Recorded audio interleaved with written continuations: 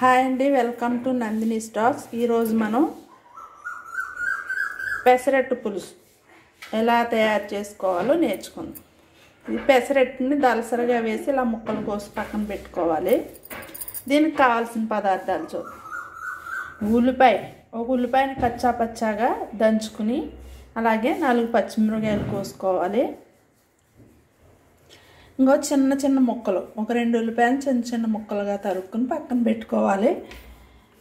అల్లం వెల్లుల్లి పేస్ట్, అలాగే జీలకర్ర, ధనియా పౌడర్, తగినంత కారం, అలాగే ఒక పెద్ద నిమ్మకాయ సైజు చింతపండు తీసుకుని, చింతపండు పులుసు తీసుకుని పక్కన పెట్టుకోవాలి. స్టవ్ వెలిగించి నూనె పెట్టుకుని, నూనె కాగాక అందులో కచ్చా పచ్చాగా దంచుకున్న ఉల్లిపాయ, పచ్చిమిరపకాయ వేసి వేయించాలి.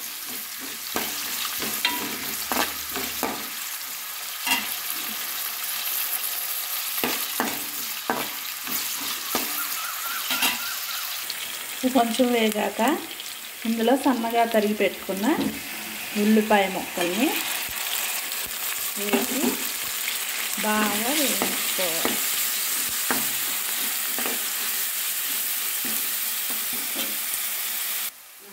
ఉల్లిపాయలు వేగాక ఇందులో ఇప్పుడు అల్లం వెల్లుల్లి పేస్ట్ వేసుకోవాలి.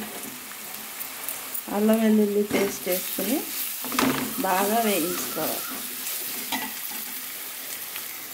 వేగిపోయింది కదండి. ఇప్పుడు ఇందులో ధనియా పౌడర్,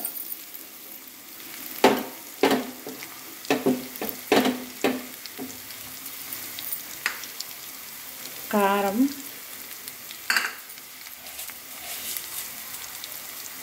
ఉప్పు వేసి వేయించుకోవాలి.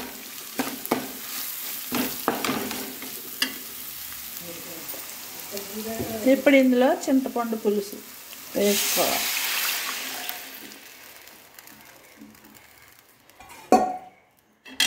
వేసి మరిగించాలి.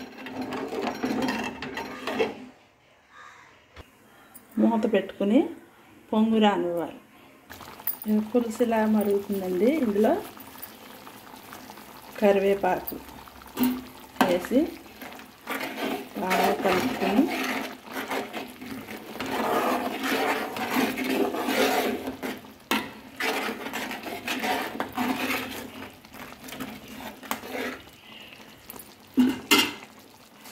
కట్ చేసి పెట్టుకున్న పెసరట్టు ముక్కల్ని వేసుకోవాలి.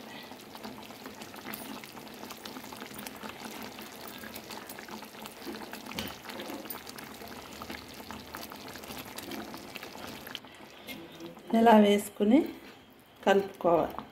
ఇది చేపల పులుసులాగా చాలా టేస్టీగా ఉంటుందండి. మీరు కూడా ట్రై చేయండి.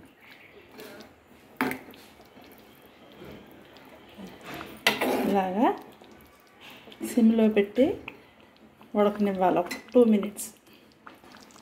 పెసరట్టు పులుసు ఉడికిపోయింది. ఇప్పుడు మనం స్టవ్ కట్టేసి సర్వ్ చేసుకుంటాం. గుమగుమలాడే పెసరట్టు పులుసు రెడీ. నచ్చినట్లయితే మీరు ట్రై చేయండి, లైక్ చేయండి, సబ్స్క్రైబ్ చేయండి. Okay, bye bye.